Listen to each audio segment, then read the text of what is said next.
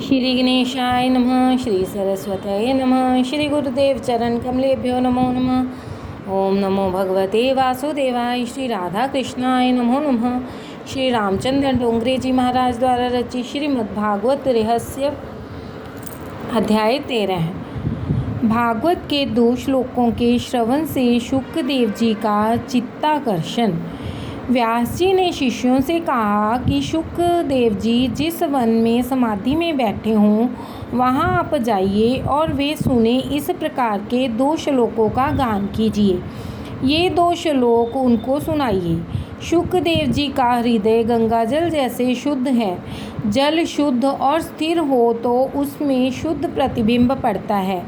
अपनी हृदय रूपी दीवार पर बहुत गंदगी लग गई है। इसे बिल्कुल साफ करने की ज़रूरत है। इसे साफ करो जिससे परमात्मा का प्रतिबिंब उसमें पड़ेगा। अपने हृदय में हजारों जन्मों का मैल भरा है, इसलिए हृदय की दीवार को खूब रगड़ो और इस मैल को दूर करो। मैल को दूर करने से परमात्मा का प्रतिबिंब उसमें पड़ेगा। अतः शुद्ध बनो। शब्द में से रूप का दर्शन होता है। नाम सृष्टि पहले और रूप सृष्टि उसके बाद। शिष्य आज्ञा पाकर उस वन में गए। शुकदेव जी का चित्त आकर्षित करने के लिए शिष्य श्लोकों का गान करने लगे। शुकदेव जी स्नान संध्या करके समाधि में बैठने की तैयारी में थे। जो समाधि में बैठ जाते और समाधि लग जाती तो वे ये श्लोक नहीं सुन पाते। अतः शिष्यों ने तुरंत गान प्रारंभ किया।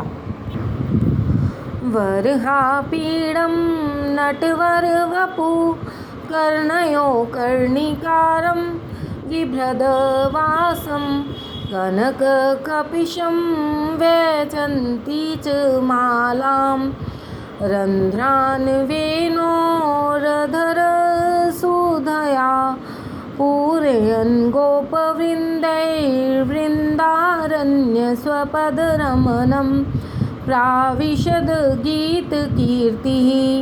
श्री कृष्ण गोप बालकों के साथ वृंदावन में प्रवेश कर रहे हैं।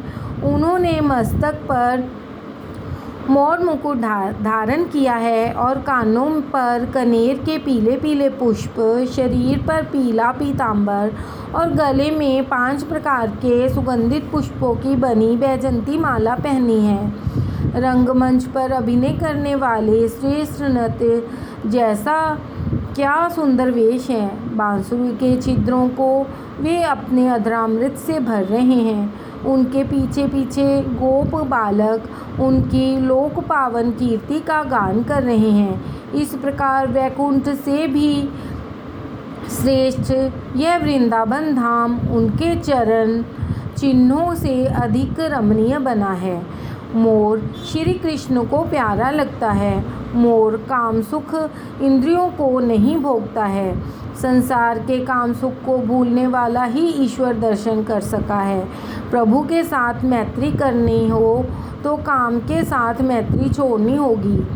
ज्ञानी ललाट में दृष्टि स्थिर करके वहाँ ब्रह्म का दर्शन करते हैं और वैष्णव हृदय में श्री कृष्ण का दर्शन करते हैं। शुकदेव जी ने श्लोक सुने। श्री कृष्ण का स्वरूप मनोहर लगा। शुकदेव जी को ध्यान में अति आनंद आता है। वाह मेरे प्रभु! उन्होंने तुरंत निश्चय किया कि निराकार ब्रह्म का चिंतन नहीं करेंगे, अब सगुण साकार का चिंतन करेंगे। परंतु सोचा कि सगुण ब्रह्म की सेवा से सब वस्तुओं की अपेक्षा रहती है। कन्हैया तो मिश्री माखन मांगेगा, मैं तो यह कहाँ से लाऊंगा? मेरे पास तो कुछ भी नहीं है। मैं निर्गुण ब्रह्म का उपासक हूँ। मैंने तो लंगोट को भी त्याग दिया है। यह कन्हैया तो बहुत मांगा करेगा, तो वह सब मैं कहाँ से लाऊंगा? यशोदा के घर माखन क्या कम था? फिर भी कन्हैया कहता था, माँ मुझे घर का माखन अच्छा नहीं लगता, मुझे बाहर का माखन अच्छा लगता है। गोपियों के माखन में नहीं, गोपियों के प्रेम में मिठास थी। गोपियों के प्रेम में स्वाद था। कन्हैया तो मांगकर प्रेम का भोग लगाता है। वह मुझे कहेगा कि तुम माखन लाओ, मिश्री लाओ, तो मैं सब कहाँ से लाऊंगा। इसलिए साकार ब्रह्म का चिंतन नहीं करूँगा, इस निर्गुण ब्रह्म का ही चिंतन करूँगा। निराकार ब्रह्म को कुछ देना नहीं पड़ता, इसलिए मेरे लिए यही उत्तम है, किसी वस्तु की आवश्यकता नहीं। इस प्रकार सुखदेव जी विचार कर रहे थे कि वहाँ व्यास जी के शिष्यों ने दूसरे श्लोक का गान शुरू किया। अहो बकीयं स्तनकालकूटं जिघांसया पायदप्य साधवी लेभे गतिं त्रायुचितां ततोऽन्या कं वा दयालुं शरणं व्रजेम। अहो आश्चर्य है कि दुष्ट पूतना ने स्तनों में विष भरकर जिनको मारने की इच्छा ही दुग्ध पान कराया था, उस पूतना को भी उन्होंने ऐसी गति दी जो उसे किसी दाय को देनी चाहिए थी, अर्थात उसे सद्गति दी। भगवान श्री कृष्ण के सिवा ऐसा कौन दूसरा दयालु है जिनकी शरण ग्रहण करें, अर्थात उनसा दयालु दूसरा कोई नहीं है जिनकी शरण ग्रहण कर सके। पूतना स्तनों पर विष लगा कर आई थी, ईश्वर के धाम में आई है। वासना का विष मन में रखकर, हृदय में रखकर मनुष्य परमात्मा के सन्मुख जाता है, उसे परमात्मा का दर्शन नहीं होता। पूतना विष लगाकर तो आई, परंतु वह मातृ भाव लेकर आई थी। माता का काम किया था पूतना ने, इसलिए उसे यशोदा जैसी गति दी है। विष देने वाली पूतना को भी मेरे प्रभु ने सद्गति दी थी। मेरे प्रभु को माखन मिश्री की तो क्या, किसी भी चीज़ की ज़रूरत नहीं, वे केवल प्रेम चाहते हैं। प्रेम के वश अर्जुन रथ हाँ क्यों भूल गयो ठकुराई। प्रेम के वश में करके अर्जुन ने महाभारत के युद्ध में अपना रथ चलवा लिया। वहाँ प्रभु अपनी ठकुराई भूल गए। पदार्थ से प्रसन्न हो वह जीव और प्रेम से प्रसन्न हो वह ईश्वर। प्रेम करने योग्य एक परमात्मा ही है। ऐसे परम कृपालु को छोड़कर मैं किसकी शरण में जाऊं? शुकदेव जी के मन में शंका थी कि कन्हैया सब मांगेगा तो मैं क्या दूंगा। इस शंका का निवारण हुआ। शुकदेव जी इधर उधर देखने लगे कि श्लोक कौन बोल रहा है। वहाँ उनको व्यास जी के शिष्यों का दर्शन हुआ। शुकदेव जी ने उनसे पूछा कि आप कौन हैं? आप जो श्लोक बोल रहे हैं वे किसके रचे हुए हैं? शिष्यों ने कहा, हम व्यास जी के शिष्य हैं। व्यास जी ने हमें ये मंत्र दिए हैं। यह 2 श्लोक तो उदाहरण के लिए हैं, दूसरे श्लोक गोदाम में भरे रखे हैं। व्यास भगवान ने ऐसे श्लोकों से भरपूर श्री भागवत पुराण की रचना की है। शुकदेव जी ने पूछा, ऐसे कितने श्लोक उन्होंने बनाए हैं? शिष्यों ने कहा, ऐसे 18,000 श्लोक उन्होंने बनाए हैं। आंखें खुली रहते भी इन श्लोकों से समाधि लगती है। आंखें बंद हों और समाधि लग जाए यह बात तो आसान है। यह तो आंख खुली हो और समाधि लगती थी, ऐसी समाधि लगती थी।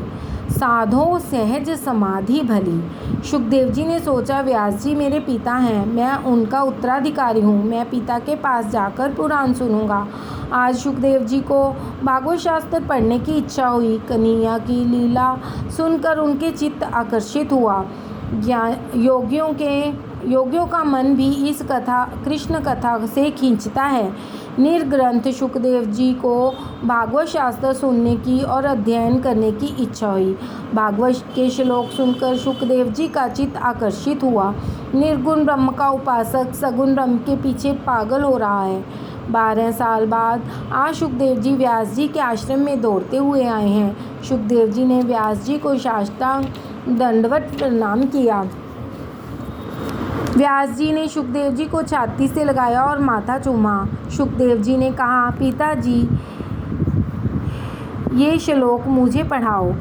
शुकदेव जी कथा सुनते हैं और कृतार्थ होते हैं। व्यास जी ने शुकदेव जी को भागवत का अध्ययन कराया और इस प्रकार व्यास जी की चिंता का अंत हुआ और भागवत पुराण शास्त्र का प्रचार कैसे होगा। इस ग्रंथ का सच्चा अधिकारी आत्मा राम है, कारण कि शरीर सबकी आत्मा रूप है। विषयाराम को इस ग्रंथ को सुनने की इच्छा ही नहीं होती है। सूत जी कहते हैं कि शौनक जी आश्चर्य मत करो, भगवान के गुण ऐसे मधुर हैं कि सबको अपनी ओर खींच लेते हैं। फिर इनसे सुखदेव जी का मन आकर्षित हुआ, इससे क्या नई बात है। आत्मा रामश्च मुनयो निर्ग्रंथा अप्युरकर्मे कुर्वन्त्य हेतुर की भक्ति मिथ्य मभूत गणो हरि। जो ज्ञानी हैं, जिनकी अविद्या की गांठ खुल गई है और जो सदा आत्मा में ही रमन करते हैं, वे श्री भगवान की हेतु रहित निष्काम भक्ति करते हैं, क्योंकि भगवान के गुण ऐसे मधुर हैं कि सबको अपनी ओर खींच लेते हैं। भगवान के कथामृत का पान करके भूख प्यास भी भूल जाती है। इसलिए तो 10वें स्कंद से पहले अध्याय राजा परीक्षित भी कहते हैं कि मुझे भूख और प्यास लगती थी, परंतु भगवान के कथामृत का पान करते करते अब मेरी भूख अदृश्य हो गई है, मेरा पानी भी छूट गया है। फिर भी मैं आपके मुख से निकलते श्री हरि कथा रूपी अमृत का पान कर रहा हूँ, इसलिए यह दूसरा दुख भी मुझे पीड़ा नहीं देती। भोजन भजन का साधन मात्र है, इसलिए भूख न सताए इतना भोजन करना चाहिए। सूत जी वर्णन करते हैं कि इसके बाद यह कथा सुखदेव जी ने राजा परीक्षित को सुनाई। मेरे गुरुदेव भी वहाँ थे, उन्होंने यह कथा मुझे सुनाई। अब मैं यह कथा तुमको सुनाता हूँ, श्रवण करो। अब मैं तुम्हें राजा परीक्षित के जन्म, कर्म और मोक्ष की कथा तथा पांडवों के स्वर्गारोहण की कथा कहता हूँ। 5 प्रकार की शुद्धि बताने के लिए पंचाध्यायी कथा शुरू करते हैं। पितृशुद्धि, मातृशुद्धि, वंश शुद्धि, अन्न शुद्धि और आत्मा शुद्धि। जिनके यह 5 शुद्ध होते हैं, उन्हीं में प्रभु दर्शन की आतुरता जागती है। आतुरता के बिना ईश्वर दर्शन होता नहीं। राजा परीक्षित में ये 5 शुद्धियाँ मौजूद थी। यह बात दिखलाने के लिए अगली कथा कही जा रही है। 7 से 11 अध्यायों में बीज शुद्धि की कथा है। 12वें अध्याय में परीक्षित जी के जन्म की कथा है। परीक्षित जी कहेंगे कि यह कथा सुनते सुनते मुझे तृप्ति नहीं हो रही है। उत्तम श्रोता वही है जो भजन में भूख और प्यास भूल जाते हैं। अश्वत्थामा द्वारा द्रौपदी के पुत्रों का मारा जाना और अर्जुन द्वारा अश्वत्थामा का मानमर्दन। प्रभु के भजन में आनंद आए तो भूख प्यास भूलती है। आत्मा का वृत्ति हो जाए तो देह धर्म का भान नहीं रहता है। कौरव और पांडवों का युद्ध समाप्त हुआ। अश्वत्थामा ने विचार किया कि मैं पांडवों को कपट से मारूंगा। पांडव जब सो जाएंगे तो मैं उनको मारूंगा। अरे, जिसे भगवान रखे उसे कौन मार सकता है। प्रभु ने सोए हुए पांडवों को जगा दिया और कहा कि मेरे साथ गंगा किनारे चलो। पांडवों को श्री कृष्ण पर कितना दृढ़ विश्वास। द्वारिकाधीश जो कहते हैं वही करते हैं, वे कोई प्रश्न भी नहीं करते।